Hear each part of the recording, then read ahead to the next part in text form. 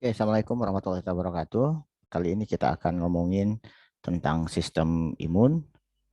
Oke, jadi sistem imun ini adalah sistem pertahanan tubuh ya. Bisa mekanik, bisa kimiawi, bisa humoral. Oke, kita lihat. Ya imun ya untuk eh, ya polisi kita, pertahanan tubuh kita. Oke, di sistem imun. Yuk, mari sistem imun. Nah, definisi kita ini kalau di tutorial kan kata yang tidak dipahami dulu. Kayak imunitas merupakan reaksi tubuh terhadap masuknya substansi asing, sedangkan respon imun adalah kumpulan respon terhadap substansi asing yang masuk. Intinya tubuh tuh intinya dia nggak akan nyerang apa yang dia sudah kenal dalam tubuh. Oke, kalau yang tidak kenal ya dia serang gitu ya. Oke, sedangkan sistem imun merupakan satu sistem organ atau sel molekul yang bertanggung jawab dalam imunitas. Oke. Ya, imunologi ya ilmu yang mempelajari tentang antibodi dan fungsi pertahanan tubuh. Oke, sistem imun itu ada bawaan, ada diperoleh. Kalau yang bawaan itu respon imun non spesifik, kalau diperoleh itu imun spesifik.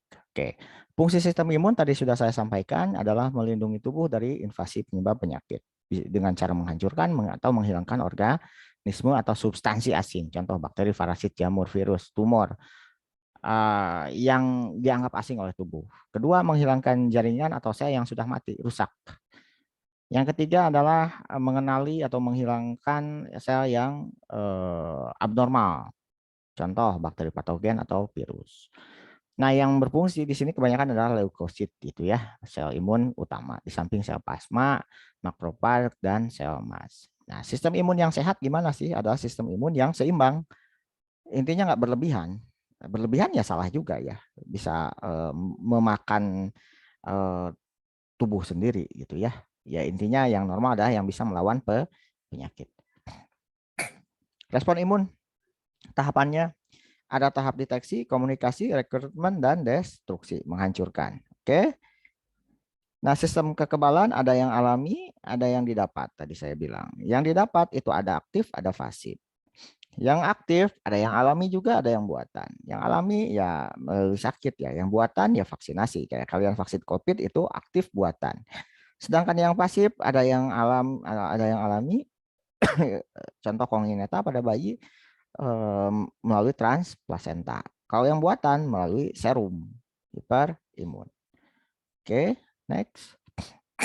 Reaksi imun ada reaksi antigen, eh atau toleransi ya di sini ya. Ada respon imun alamiah, ada yang spesifik, ada yang non spesifik. Yang alamiah non spesifik, yang adaptif diperoleh itu spesifik. Yang non spesifik sama kayak adaptif juga ada humoral, ada seluler. Macam-macam imun ini contoh yang alamiah, contoh yang bawaan itu yang bawaan ya. Dan ada yang diperoleh. Yang bawaan itu imun non spesifik. Kalau yang apa adaptif itu spesifik. Oke. Nah, sistem imun yang spesifik sama non spesifik. Kita lihat. Yang non spesifik atau bawaan eh contoh kulit gitu ya, di fisik ya. Kemudian ada yang larut, ada yang seluler. Kalau yang larut biokimia yang non spesifik yang bawaan tadi ada lisozim, contoh asam lambung itu kan bawaan, gitu kan. Yang humoral contoh komplement ada interferon, ada CRP. Yang selularnya ada fagosit, gitu ya. Ada yang ada morfonuklear, ada mono, ada poli, ada kemudian ada sel mas, ada basofil. Sedangkan yang spesifik yang didapat itu ya adaptif itu humoral, ada imunoglobulin G, imunoglobulin G, A, M, D, E. Yang seluler ada sel T, T mas gitu ya. Oke, next. Oke, sistem imun non spesifik dulu. Fisik, kimiawi, dan biologis. Ini tersebar dalam seluruh tubuh, ada dalam sumsum tulang belakang, timus, darah, kelenjar getah bening, limpa, sel napas, cerna gitu ya, yang fisik ya. Berasal dari sel prekursor multipoten dalam sumsum tulang belakang. Nah, yang fisik tadi kulit ya, Kemudian itu barrier fisik, itu sistem imun juga kita loh, gitu ya. Kemudian membran mukosa di saluran di pernapasan sama membran mukosa juga epita yang punya silia itu sistem imun. Di saluran cerna sama di membran mukosanya, asam dan basa juga ada di lambung kan ada asam lambung itu sistem imun juga di sana. Oke. Kemudian yang biokimianya. Ya, ini biokimia yang spesifik ya. Ada lisozim, ada laktoferin, ada HCl sama lisozim ini makrofag. Yang humoral ada CRP ya, CRP reaktif ya, pada fase aktif biasanya ini kalau CRP itu biasanya di tulang kalau tulang mengalami osteomyelitis gitu ya. Kemudian ada interferon dan komplement. Oke, kita perhatikan apa saja nanti ya. Nah, jalur reaksi komplement ada jalur klasik, ada jalur alternatif. Klasik intrinsik, alternatif intrinsik gitu ya. Mulai dari pengenalan dulu, dikenali dulu gitu ya. Oke, langsung diaktifasi dan dilakukan penghancuran. Oke. Sedangkan jalur alternatif ekstrinsik itu aktivasinya melalui C3 dari ada faktor pencetus dulu, biasanya endotoksin, zimosan, imunoglobulin A, atau bisa ular kobra, racun ular kobra, itu faktor pencetusnya ya untuk ini. Fungsi komplement jalur alternatif ini ya. Kemudian kalau komplement, fungsi komplement kalau pertama sebagai sitolisis, anafilaktoksin, kemotaksis, kinin, dan imunoderens. Nah, sekarang yang seluler ada sel fagosit yang terdiri dari monosit, makrofag, neutropil, dan eosinofil. Sedangkan sel nuklear itu sel natural killer yang sel mediatornya itu ada basofil, mastosit, dan trombosit. Oke. Contoh sel NK. Ini sih biasanya sifatnya sitotoksit yang diserang biasanya virus dan kanker diaktifasi oleh interferon. Kemudian mononuklear itu terdiri dari monosit dan makrofag. Sedangkan polimorfonuklear itu neutrofil dan eosinofil. Oke. Fagosit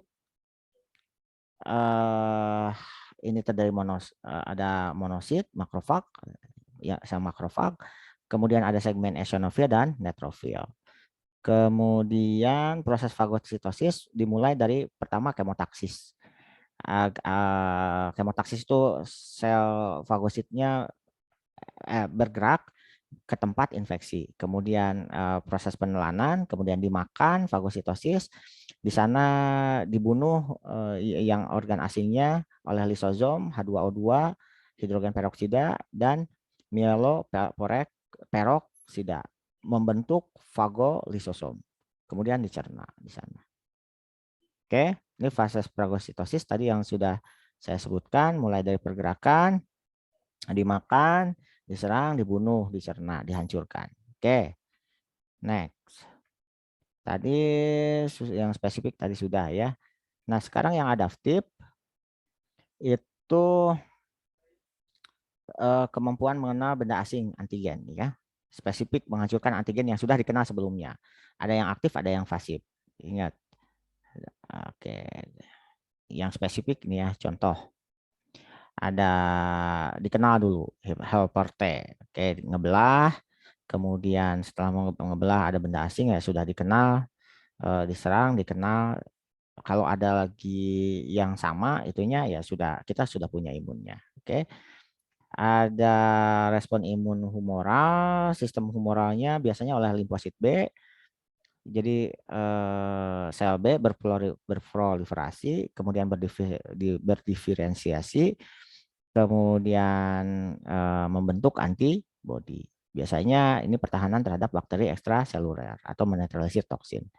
Kemudian sistem seluler itu humoral, kalau seluler biasanya yang ini yang berperan di sini CMI atau cell mediated immunity. Diperankan oleh limfosit T, oke, Biasanya ini untuk pertahanan terhadap bakteri intraseluler. Oke. Sel T ini dibentuk di sumsum tulang belakang dan dimatangkan di timus. Oke, apalagi yang penting ya. Fungsinya untuk membantu sel B dalam produksi antibodi serta untuk mengena dan menghancurkan sel yang terinfeksi. Kalau pada virus itu mengaktifkan makrofag dalam fagositosis, mengontrol ambang dan kualitas sistem imun. Jenisnya sel T ada T helper, ada T suppressor, ada T delay, hypersensitivity, dan TC, T sitotoksis. Oke, sel T ini berbentuk bundar dikelilingi oleh sel kanker dengan sitoplasma menyebar seratnya untuk berdifusi. Oke, untuk sel T pembunuh itu bulatannya lebih kecil dikelilingi oleh sel kanker, bulatan besar. Ini ya, di sini. Ini sel kankernya. Ini sel T yang ke kanker. Oke. Ini sel B.